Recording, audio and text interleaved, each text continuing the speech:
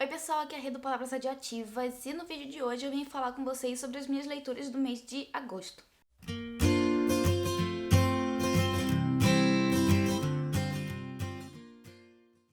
Bom, eu precisei vir aqui regravar essa introdução do vídeo porque eu gravei o vídeo e ele ficou gigantesco, enorme, tipo, gigante, de, sei lá, meia hora de vídeo.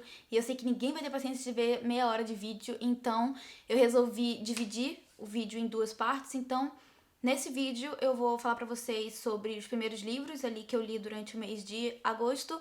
E na próxima semana eu posto o segundo vídeo com o restante das leituras. Bom, então é isso, esse era o recado que eu tinha pra dar. Vocês vão ver dois vídeos de euzinha vestido a mesma roupa, não estranhem, porque é um vídeo só que foi partido em dois. Então, vamos ver as primeiras leituras do mês. Bom, eu iniciei agosto terminando a última leitura da Maratona Literária, que acabou no dia 3 de agosto, e eu comecei a ler esse livro no dia 1º de agosto. Então, a primeira leitura do mês foi Perdida, da Karina Risse, que foi um livro nota 5 estrelas. Adorei esse livro de paixão, tornou-se um dos meus favoritos do ano. E, enfim, esse livro vai contar a história da Sofia, que é uma viciada em tecnologia, tá sempre com a cara enfiada no trabalho, e um dia, depois do trabalho, ela sai pra tomar um chopp com os amigos e no momento em que ela vai no banheiro, por acidente, ela deixa o celular dela cair dentro do vaso sanitário, e é praticamente a vida dela caindo ali no vaso sanitário. Ela fica desesperada porque vai ficar longe das redes sociais por algum tempo, e já no dia seguinte ela corre pra primeira loja que ela vê pra conseguir comprar outro aparelho. Quando ela chega lá, uma vendedora muito suspeita, muito estranha, oferece a ela um aparelho super tecnológico de última geração e por um preço muito bom, e que no caso seria o último da linha. A Sofia, viciada em tecnologia, tá sempre por dentro de tudo aquilo que é mais recente nesse universo, então ela logo se interessa pelo celular e compra o celular. Quando ela vai tentar ligar esse celular, então, ele emite uma luz muito, muito forte que faz com que ela tropece numa pedra, e quando ela levanta, ela tá no século XIX. Então, o livro começa a ficar interessante a partir desse momento, né? A partir, sei lá, da página 100. Até aí tava meio enrolada mesmo a leitura pra mim, eu não tava engatando. Mas a partir de então a leitura flui, que é uma maravilha pra mim, né? No caso, fluiu, que foi uma maravilha.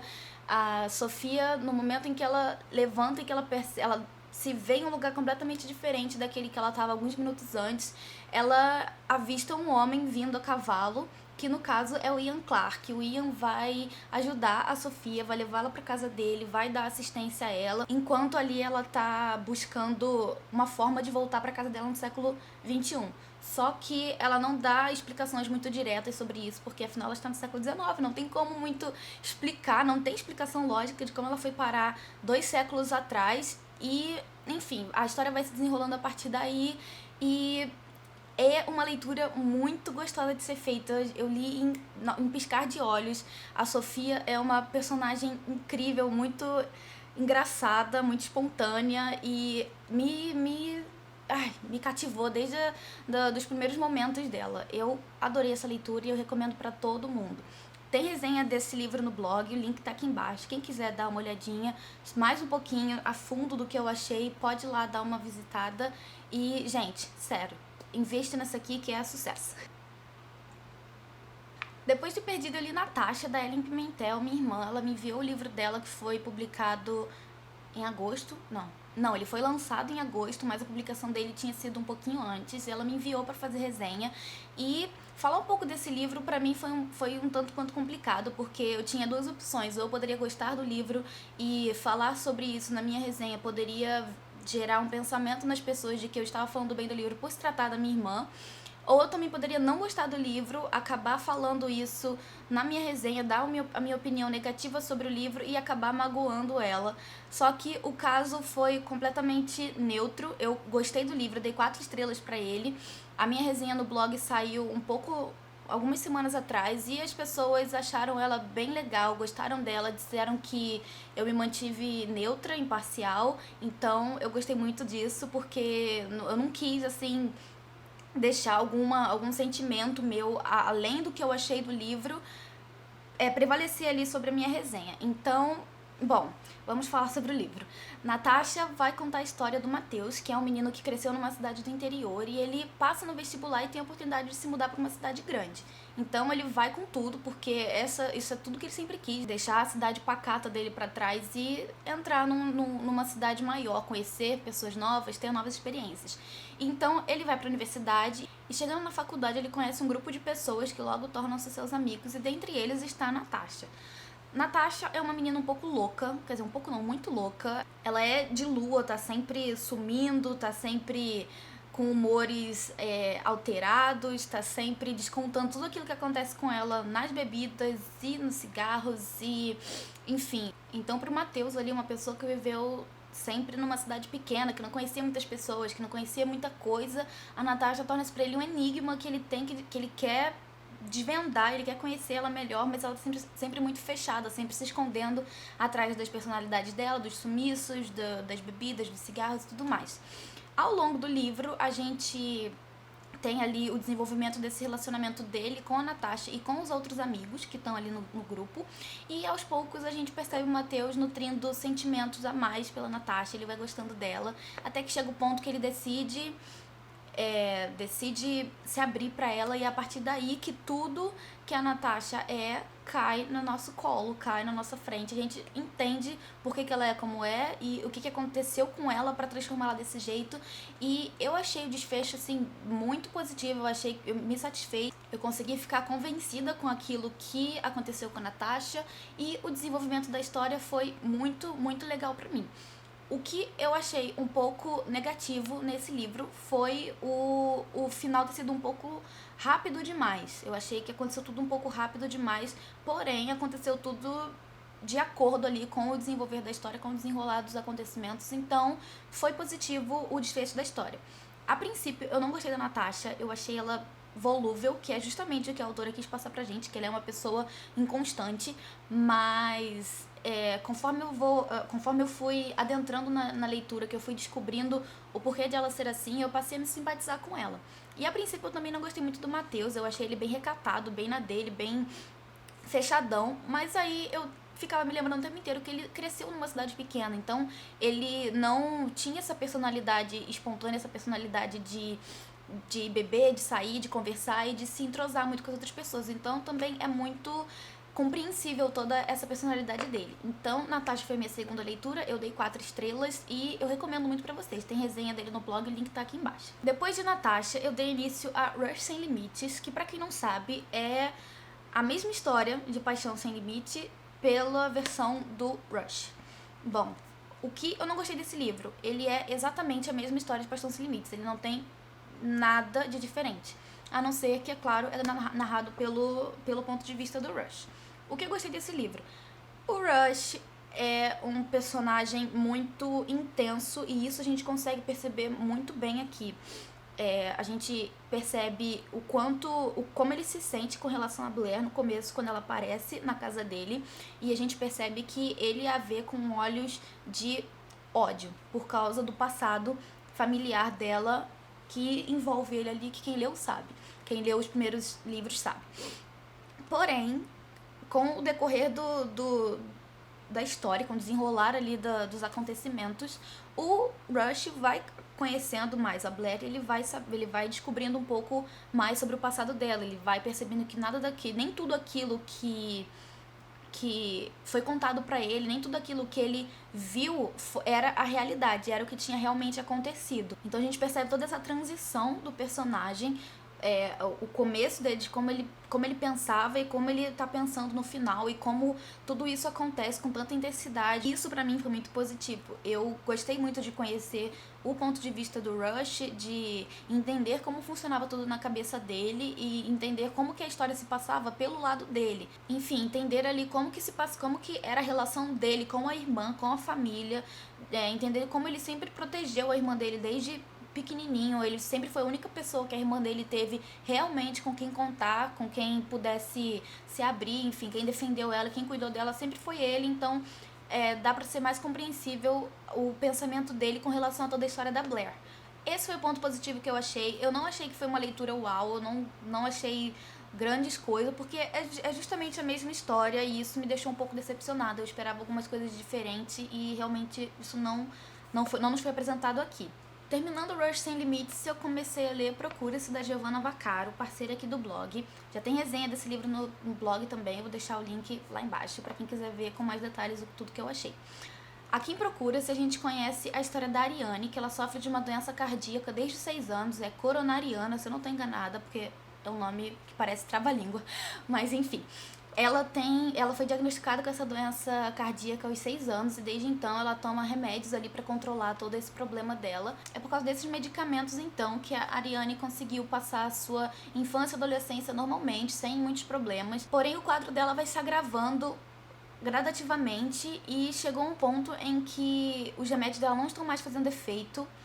Mas ela tá ali contando com o apoio da irmã mais nova, do pai, da melhor amiga da escola e de uma pessoa especial, que é o Miles.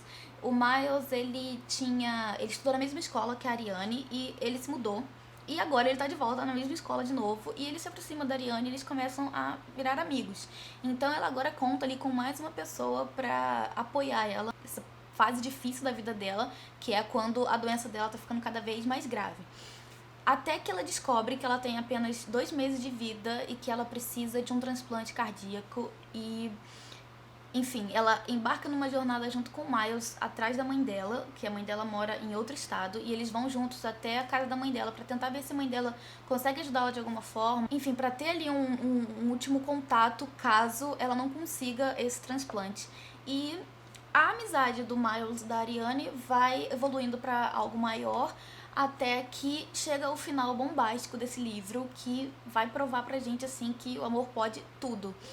A Giovanna escreve muito bem, a escrita dela é muito fluida, é muito gostosinha de ser feito, o livro é bem fininho, 200 páginas só, eu li em um dia e meio, se eu não tô enganada, e realmente a história dela é linda, é incrível, eu gostei muito das personagens, eu me senti muito próxima delas, eu me comovi muito com a história da Ariane e com a história do Miles também, como eles se encontram, como eles desenvolvem essa amizade e como tudo se dá a partir de então. A minha única ressalva para esse livro foi o final, porque não me satisfez pelo simples fato de não poder ser possível, de aquilo não poder acontecer na vida real. Mas eu entendo que a Giovanna deu ali uma carga de drama maior pro romance, que deixou tudo muito, muito, muito lindo. Só que pra mim, Renieri, enquanto leitora, não me satisfez. Eu dei 4 estrelas pro livro e super indico, é uma leitura muito gostosinha pros amantes dos romances e dos dramas. A próxima leitura foi Eu Estive Aqui, da Gayle Forman. Esse livro eu vou ter um pouco de dificuldade para falar sobre ele, assim como puderam ver na minha resenha do blog, tá aqui embaixo o link também. E eu vou ter um pouco de dificuldade para falar sobre esse livro justamente pelo tema que ele aborda, que é o suicídio. Vamos do início. A Cody tá arrasada porque a melhor amiga dela, a Meg, suicidou-se num quarto de motel. Então a Cody tá ali tentando lidar com o luto, lidar com o fato de ela não ter percebido pelo que a amiga estava passando, por tudo aquilo que estava acontecendo com a amiga dela e que ela não notou nenhum sinal de que a Meg estava tendo pensamentos suicidas, de que ela estava, enfim, triste de alguma forma, de que ela estava passando por algum problema. A Cody, de forma alguma, conseguiu notar isso. Mesmo porque as duas estavam vivendo em cidades separadas, a Meg se mudou para Tacoma a fim de fazer faculdade, ela estava na faculdade, enquanto a Cody não conseguiu. E ela tá na cidade de interior, pequenininha delas, em que elas cresceram, fazendo faxina e tentando lidar com a vida, né? Lidar com o fato de ela não ter conseguido o mesmo que a Meg.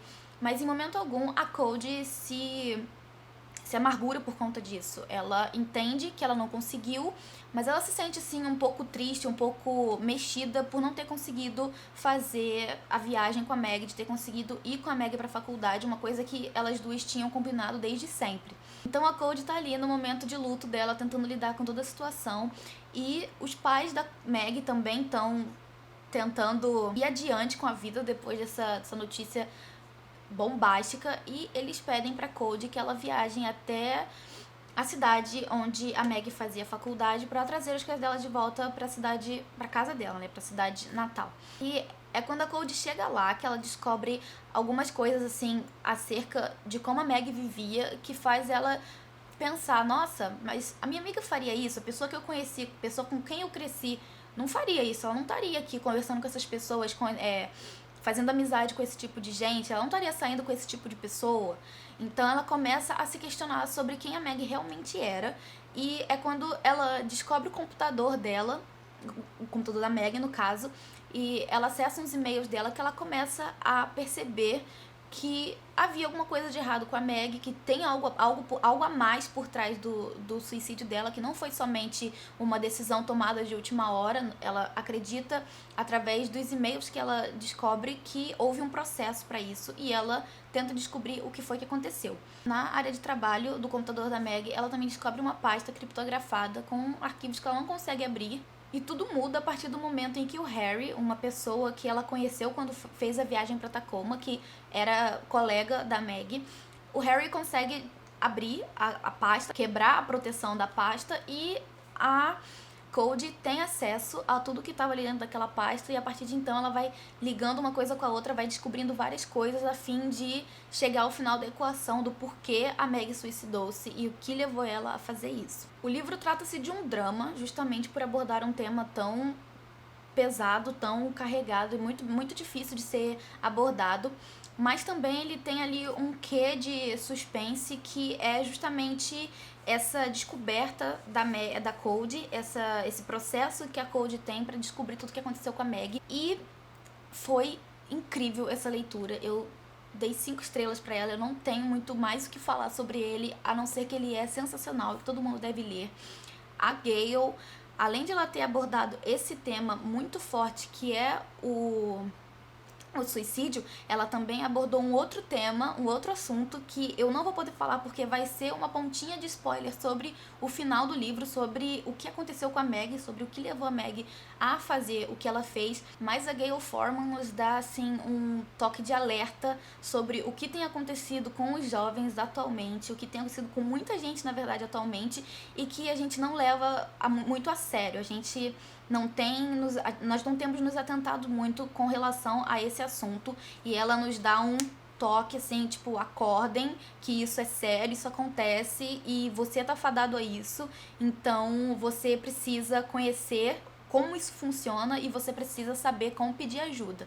Esse livro é sensacional. Ela abordou o drama, ela abordou o suspense e ela abordou esses temas que são essenciais pra gente hoje em dia, em um livro destinado a jovens, aos jovens adultos, enfim, ao pessoal ali dessa faixa etária que tá fadado a acontecer isso. Não que as outras faixas etárias não estejam fadadas, mas é na adolescência e no princípio ali da juventude que essas coisas, a gente tá sentindo tudo com muito mais intensidade, a gente tá sendo inserido num universo muito novo e a gente ainda não sabe muito bem como lidar com certas situações. Então, ter um direcionamento sobre esse assunto, eu acho que é fundamental para direcionar os jovens e os adolescentes para que isso não se agrave e esse mal seja cortado pela raiz, se é que vocês me entendem. Bom, gente, essas foram as minhas primeiras leituras do mês de agosto.